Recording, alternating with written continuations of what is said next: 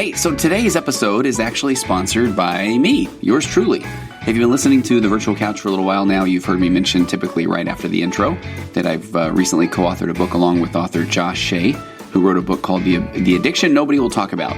And our book is called He's a Porn Addict, Now What? An Expert and a Former Addict Answer Your Questions. And I've already been taken to task by kind emailers and clients alike for when I say that it's not quite a page-turner in the likes of John Grisham or Catherine Stockett. And I've simply said those things out of humor because I really am grateful, first of all, for Josh asking me to be the co-author of this book. And you'll hear more from Josh and me about this book in a future episode. But quickly, after he released his first book, The Addiction Nobody Will Talk About, he went on to do some 70 or more radio and TV and podcast interviews. And he came back to me and pitched a book idea because he said that he felt more of a connection with me. And again, I'm really grateful.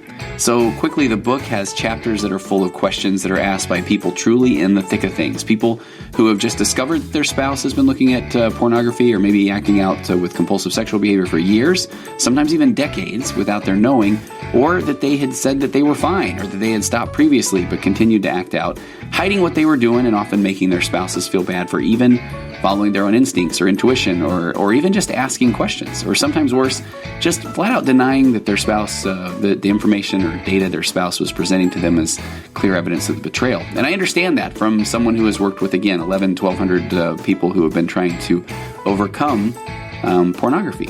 So let me quickly read just a couple of the reviews that are coming in from the advanced copies of the book that were sent out to some professionals in the field, and then we're going to get on to today's show.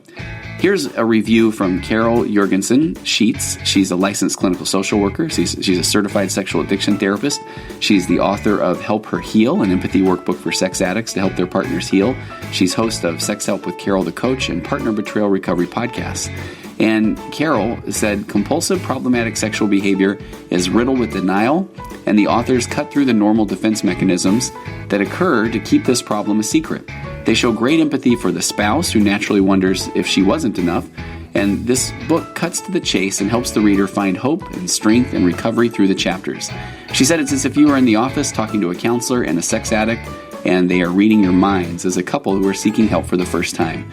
Tony Overbay and Joshua Shea show a real passion for helping to navigate you through the process of porn addiction recovery. I love that one. And one more today. This is from Mark Goulston, and he's an MD. He's the author of Just Listen and Discover the Secret to Getting Through to Absolutely Anyone, which is a great book.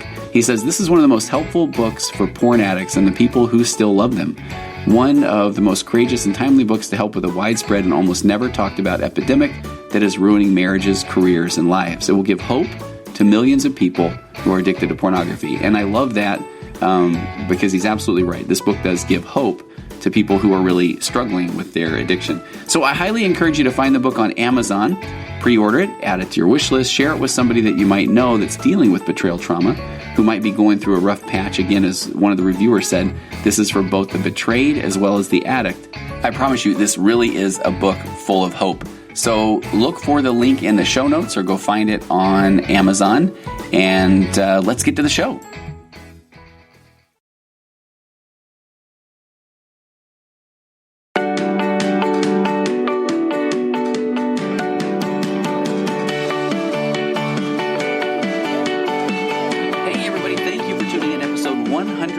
Of the Virtual Couch. I'm your host, Tony Overbay. I'm a licensed marriage and family therapist, certified mindful habit coach, writer, speaker, husband, father of 4, ultra-marathon runner, and creator of The Path Back, an online pornography recovery program that is helping people reclaim their lives from the harmful effects of pornography. If you or anybody that you know is struggling to put pornography behind them once and for all, and trust me, it can be done, in a strength-based hold the shame, become the person you always knew you could be way, then please head over to pathbackrecovery.com, and there you can download a short ebook that describes 5 common mistakes that people make when trying to get rid of pornography once and for all. Again, that is pathbackrecovery.com. And please visit the Virtual Couch on Instagram, where you'll find weekly questions and answers, typically midweek, as well as a little bit of Instagram TV by the end of the week. You can follow along there. You can find the Virtual Couch page on Facebook, as well as Tony Overbay, licensed marriage and family therapist there as well. Go like them both. Why not? And if you have a minute, and I had asked for this as a birthday present, and people did do some reviews and some subscriptions and sharing and that sort of thing, and I'm truly grateful. My birthday was over the weekend, so it's never too late for a belated birthday gift. But if you have a minute and you've enjoyed some of the Virtual Couch podcast material, please just do me a favor and then please head over and rate or review or subscribe to the podcast wherever you get your podcasts. And that does help get the podcast in front of more people. And if you heard the ad at the beginning of the podcast, you already heard more about my book, He's a Porn Addict, Now What? An expert and a former addict to answer your questions. It's now available for pre-order on Amazon. And a lot of the reviews are now posted on the Amazon link as well. So I'll spare you reading some of the reviews again, but they're encouraging. And honestly, it's kind of unbelievable to hear some of the feedback of even some of the professionals who have read this, as well as some of the people that have been in the thick of betrayal trauma who have gotten some advanced copies. So please follow the link in the show notes and go check it out. I would be forever grateful for that as well. All right, let's get on to today's show. This is one of those that I've been wanting to do for a pretty long time.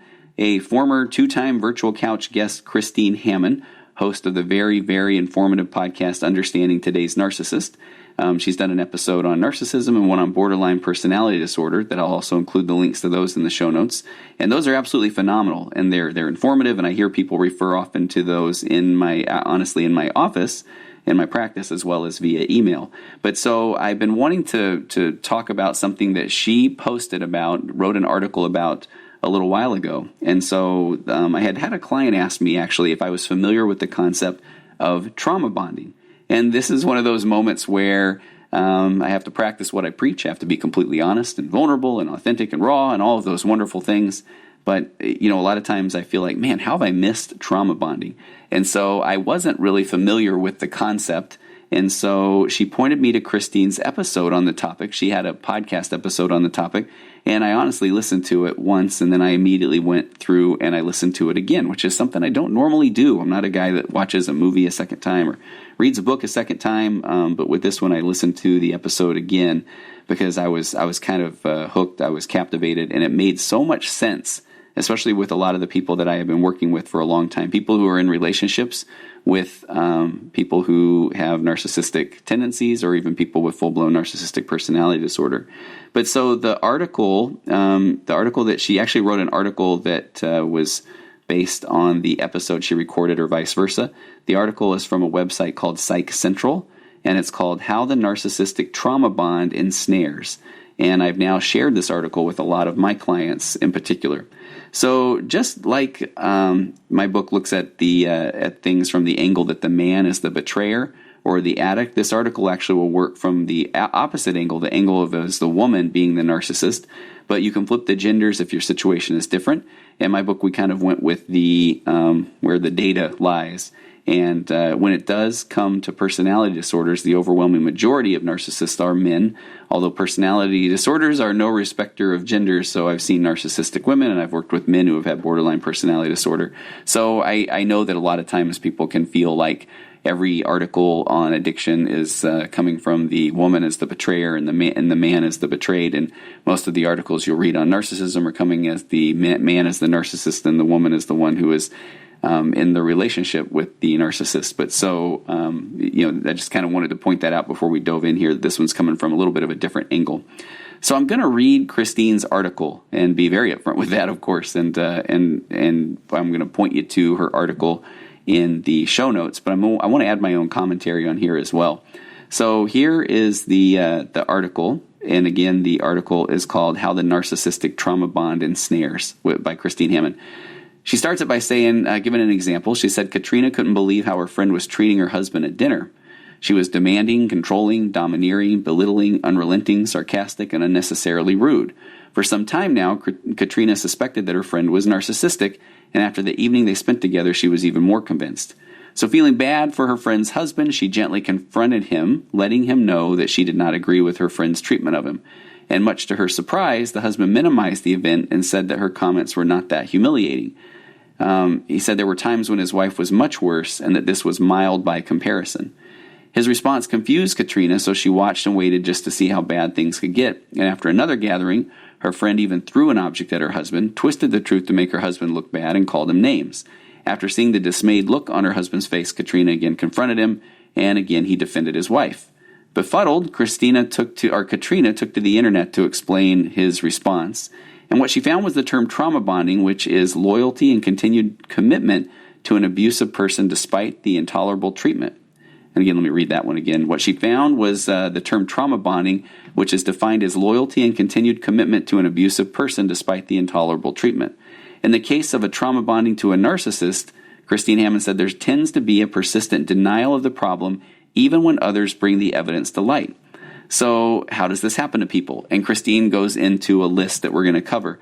But just to jump in now and kind of give my 2 cents, there are a couple of things that I still remember very well, particularly early on in my practice. When Christine defines the trauma bond, where she talks about its loyalty and continued commitment to an abusive person despite the intolerable treatment, this is the thing where everything, I believe, is truly on a spectrum. You can look at this, and if somebody right now is saying, well, it's not abusive, or it's not, the treatment isn't intolerable, I just kind of want you to sit back and just listen to the whole this whole podcast in general, because abuse, that word even means a lot to different people.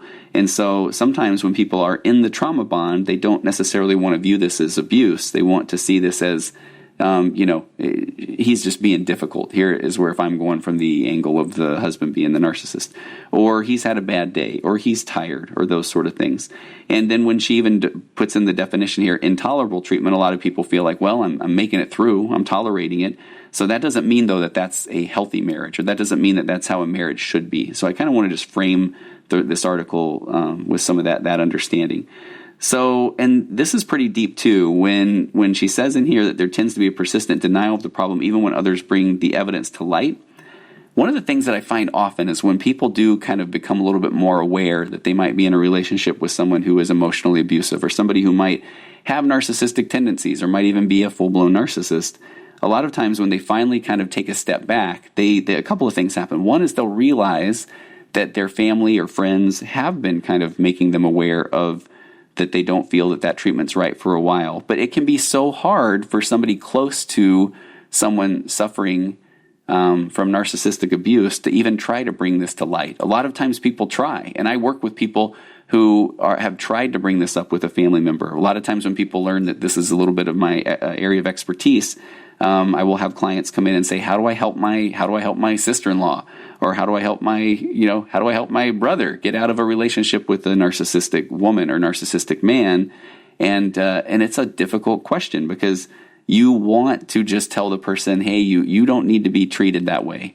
But when the person, and that's why I think this concept of trauma bond, or ensnared in the trauma bond, is so important to talk about, because when the person is ensnared, a couple of things. One is that sometimes all you can do is just be there for them. Sometimes all you can do is just be the person that is not going to give up on them, or is not going to move further away from them. Because there's a concept in narcissism called sequestering, and it comes right out of when you sequester a jury. When you sequester a jury, what do? You keep them away from everyone else. And in narcissism, a lot of times there will be this sequestering where the narcissist will tell their partner that they don't want them seeing, so-and-so from their family because they're a bad influence.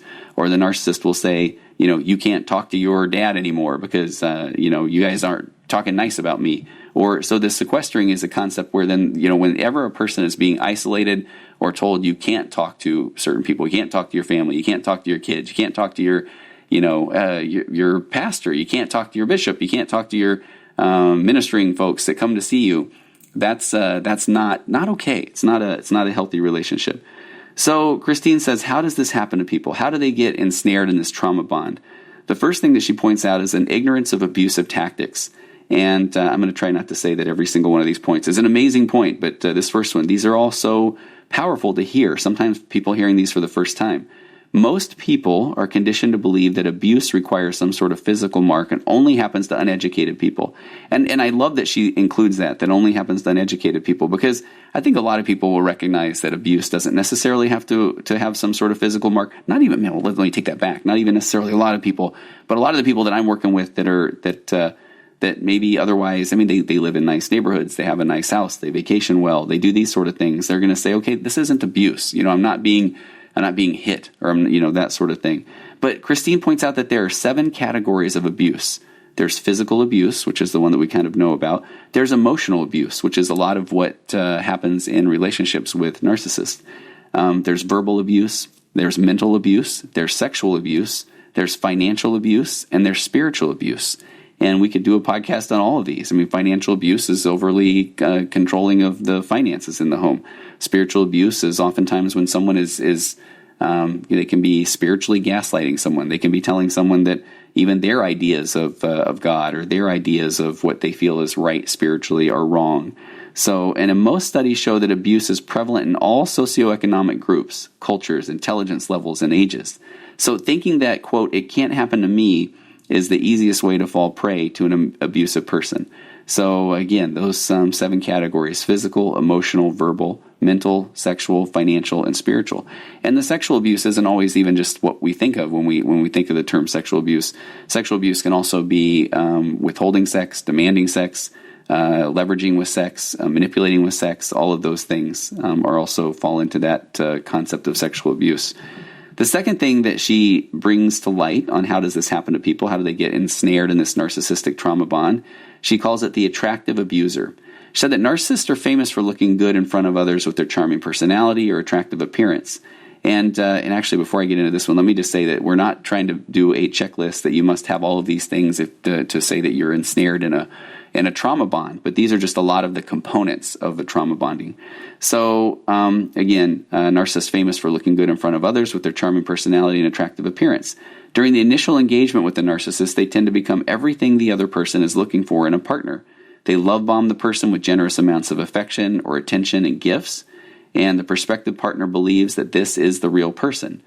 But it's not, and she says this shell game can only last so long, which is why they move relationships very quickly and into something more permanent.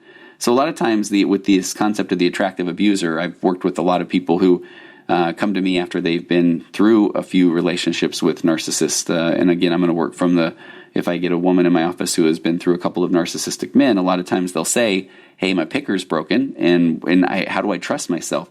And I think this is pretty fascinating, where a lot of times it is this love bombing, it's this generous amounts of attention, affection, gifts, and I often say, the kind of, quote, normal person can be the one that seems a bit boring. Hey, let's get together and let's go grab a yogurt, or let's just go to dinner and kind of just see what we think about each other. The attractive abuser, the narcissist, often says, hey, I've got a plane, and let's fly down to Southern California for lunch. And if you think I'm kidding, that one happens often. Or, let's just, why not? Let's just go, we'll get 2 beds and let's go on a vacation to Disneyland, and let's do that this weekend. So the prospective partner believes that this is the real person, but this is more of just this mask of the narcissist, this attractive abuser. The next thing, so the third thing she's talked about, so the first one was ignorance of abusive tactics. The second one is the attractive abuser. The third one is initial angry outbursts. So in the beginning, when the narcissist explodes, it seems so out of character. So the partner easily accepts the narcissistic explanation of blame shifting as an excuse for their behavior. And Christine says, slowly the narcissist starts to criticize their partner by saying things like, you made me so mad. The partner, desperately wanting things to return back to their initial encounters, molds themselves into whatever the narcissist says they need. And unfortunately, one transformation is not enough, and the narcissist begins to demand more and more. And so, man, this in every one of these, I've been working in this field, working with women, particularly women who are in relationships with narcissistic men for a very long time. And so I just have so many examples that come to mind here where, narcissist explodes. You'll see somebody explode at a waiter at a restaurant, or explode with somebody even in their family, or somebody that a lot of times it is people who are maybe that are what's the phrase? They're people that are trying to help people, desk clerks, or these sort of things, where somebody just explodes. The narcissist just explodes, and then this blame shifting, that it was either, man, I'm sorry, I've just had a bad day, or I haven't gotten a lot of sleep, or I was just so angry about the traffic on the road, or then a lot of times it'll turn around into, you made me feel that way. Like, you've just kind of been hounding me all day, and I've just really frustrated, or you couldn't make up your mind when they were asking what you wanted, and so finally I just couldn't take it, and I exploded. But if you would have just made up your mind quicker. And so this is where we start to see the kind of the initial, what eventually grows into some pretty big gaslighting conversations. Narcissistic trauma bonding. The next point she makes is this one's where things kind of get. They're all real, but this is where it gets pretty. Where I see things really start to shift in the relationship. Christine says it becomes addictive. So the harder it is to please the narcissist, the harder the partner tries. Achieving some small token of gratification becomes a drug of sorts. The partner gets a high out of obtaining even small amounts of the love bombing from before, and it's no different than an addiction to a drug. The first trip is the best, and everyone after that fails by comparison, yet the person is hooked, so they keep trying over and over. The partner becomes unable to see their own fall in this downward spiral. And the reason why I kind of paused a little bit before I started talking about this concept of it becoming somewhat addictive is I've had a couple of clients that I've been able to work with for a while that I really feel like have been able to, build rapport, gain trust, mutual trust.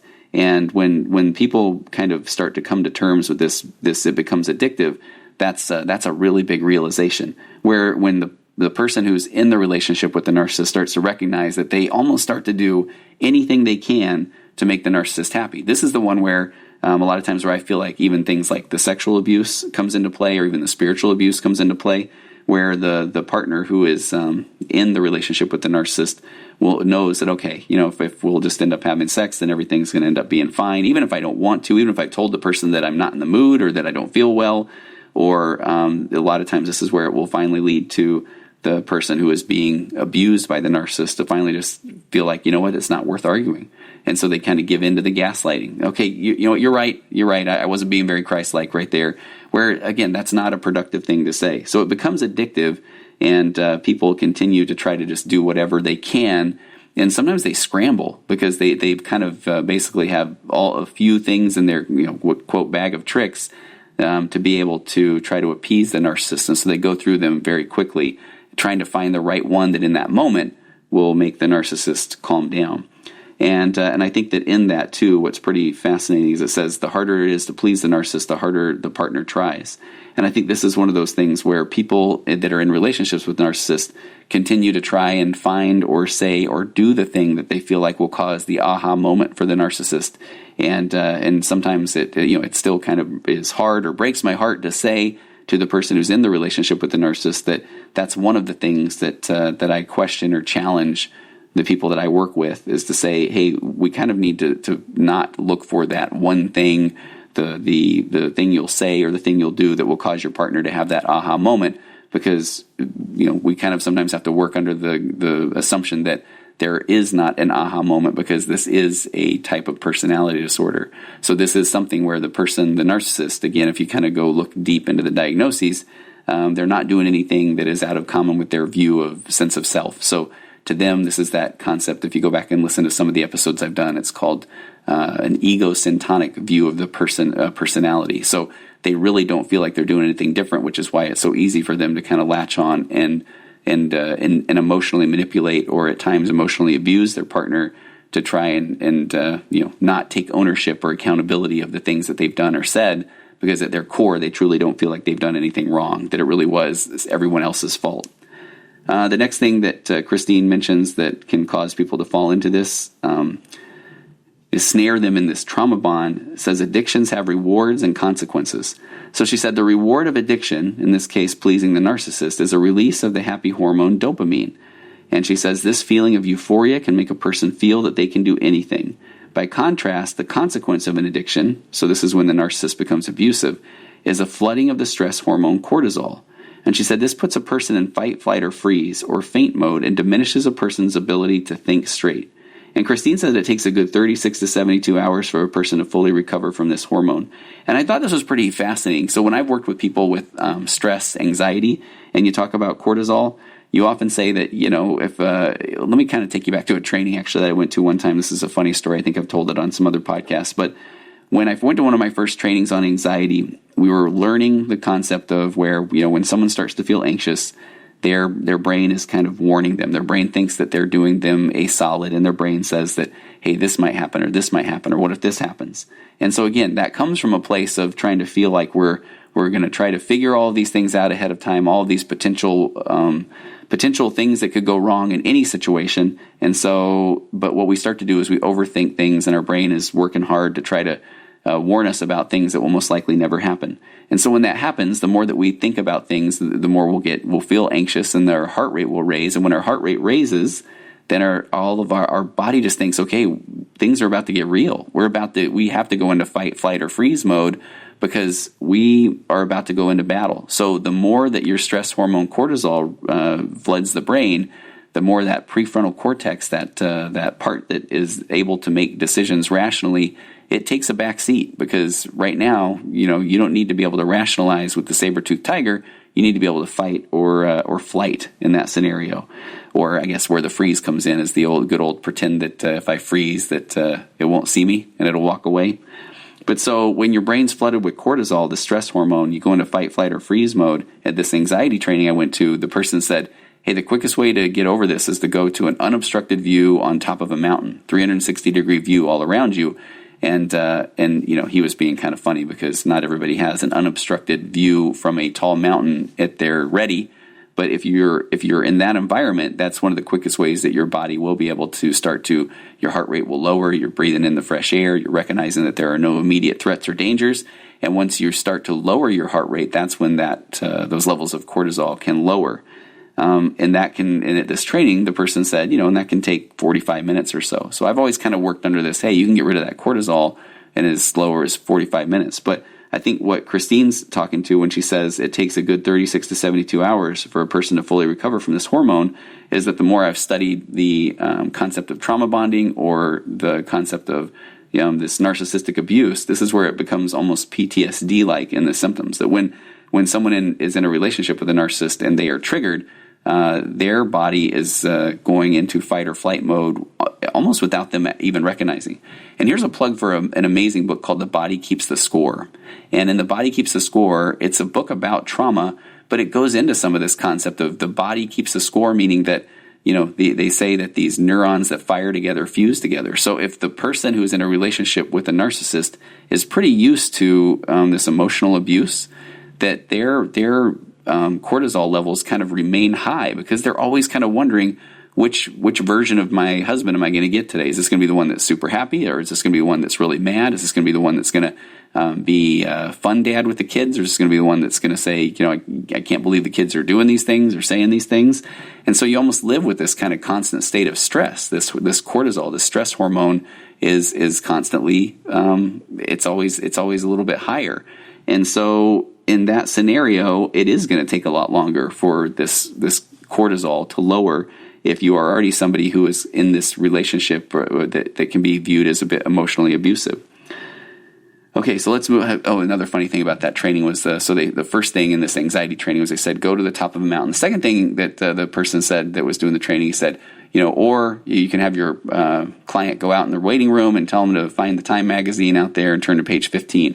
And man, I cannot lie, I want to say it was a millisecond. In my mind, I'm like, man, what's on page 15 of the Time magazine? I got to get that version or that episode of the Time magazine. And then I thought, wait a minute, it's not like page 15 could be a ad for Downy fabric softeners. The whole point is being able to go and focus on something other than the stressors or the things that were causing anxiety. Okay, so 3 more here. The next thing that she points out is the addiction. The addiction is hidden from the addict.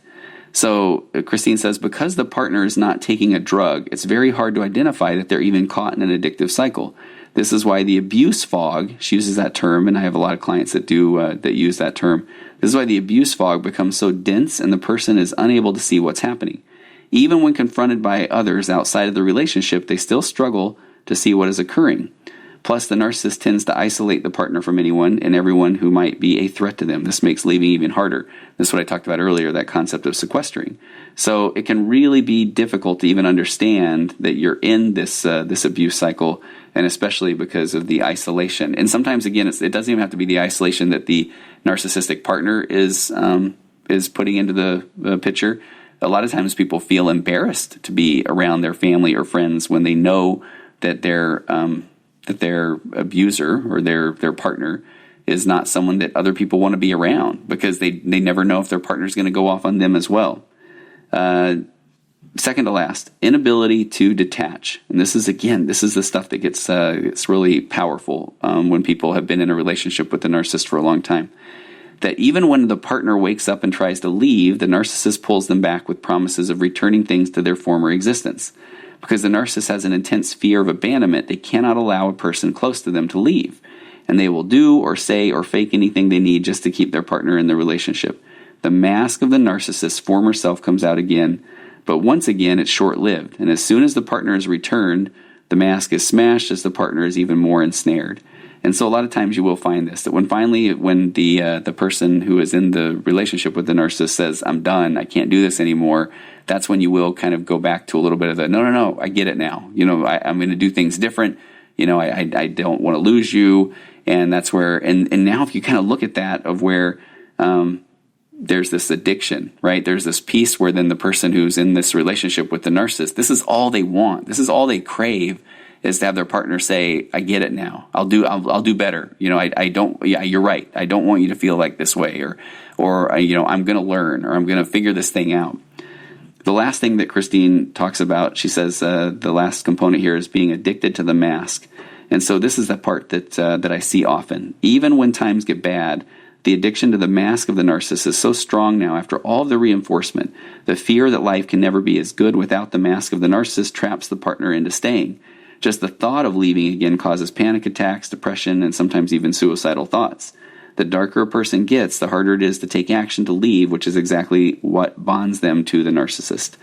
And so that addiction to the mask, I completely understand. Imagine that if the person that you've been turning to for who knows how long, a decade, 2 decades, 3 decades, this is the person that you've turned to say, am I okay? If we look at the emotionally focused therapy, the EFT couples therapy that I so talk about often, if you look at that, if you are turning to your partner and the tenets underneath this emotionally focused therapy, this EFT, or you're asking your partner constantly, you're constantly kind of putting out these emotional bids saying, do you care about me? Can I count on you? Do you have my back? Do you love me?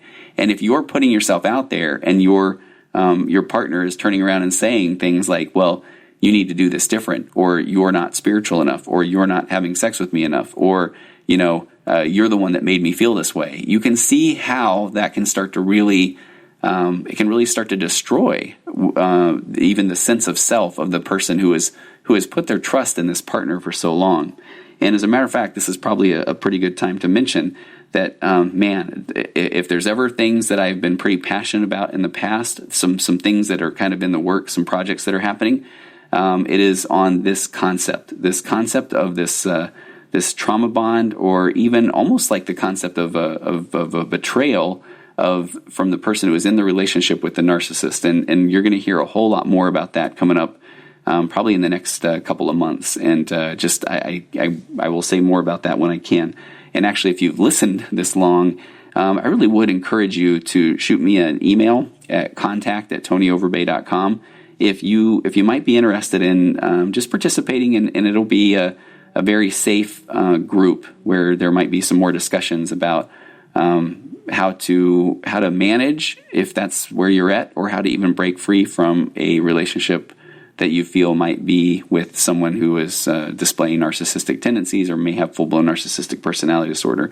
So again, please just shoot me an email. It'll be only those that are going to contact@tonyoverbay.com. I'm the only one that's going to see those, and of course I'm going to respect your privacy. So, but there's some things that are coming in down the pipe that I think will help with there. So addicted to that mask, though.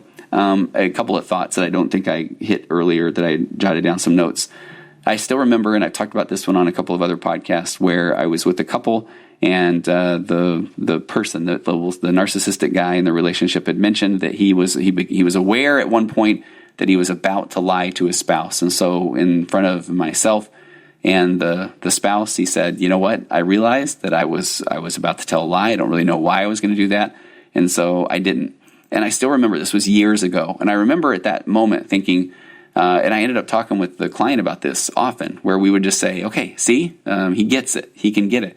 But we kept kind of going back to this. Okay, remember that one time that he said the thing that was kind of normal and nice. And I still remember that, when I was kind of putting those pieces together and saying, wait a minute, that's not how a relationship is supposed to be. You're not supposed to have to think about those times where, wait a minute, he has been nice, or he has told the truth. There's when you're thinking, there's been a few of those nice times. And so, but those are mixed, for the most part, in with these concepts of narcissistic trauma bonding. That's not how it's, again, that's not a normal, healthy relationship. That's not a relationship that you deserve to be in. And so if that's the case, the relationship is primarily, we want the relationship to be based on a lot of good moments, a lot of interactions, a lot of connection. And then there might be some bumpy patches, but those bumpy patches are few and far between. And those are things that you can work through either together or through counseling. I mean, that's a big thing as well. So that concept, I also get I get this question asked a lot. And again, I know I said breaks my heart earlier. This is another one of those that really does. When people will say to me, hey, is it normal to not be so excited when I hear my partner's car pulling in the driveway, or when I hear the garage door open, and I just say, man, no. I mean, I wish it wasn't the case. I wish that you had that feeling where, man, I can't wait for my partner to get home, and I can't wait to share things, and I'm sharing things with them throughout the day. And I can't wait to reconnect and talk, because that is my secure connection. That's my secure attachment. If that is not your experience, then I really do just, I was going to say I beg of you. I kind of do beg of you, but seek help, even if you just need to go talk to somebody yourself. I think that's a great idea. If your partner doesn't want to go to see a therapist, no problem. And if you are going to go see a therapist and you feel like your partner may display some of these narcissistic tendencies, then please do your research and look ahead and reach out to some therapists and ask them if they have any experience with personality disorders, or even if you can be completely open and say that I worry that I've listened, I've read a lot of things, and I worry that my partner might be someone who struggles with narcissistic personality disorder, or they might have some narcissistic tendencies, and find a therapist who's going to say, all right, hey, I appreciate it. Because here's the thing. If you reach out to a therapist who doesn't have any experience with personality disorders, you're gonna hear some things like, well, we got to be all on the same page with this, and we need to bring this up in therapy, or I need you to tell your husband before you come in.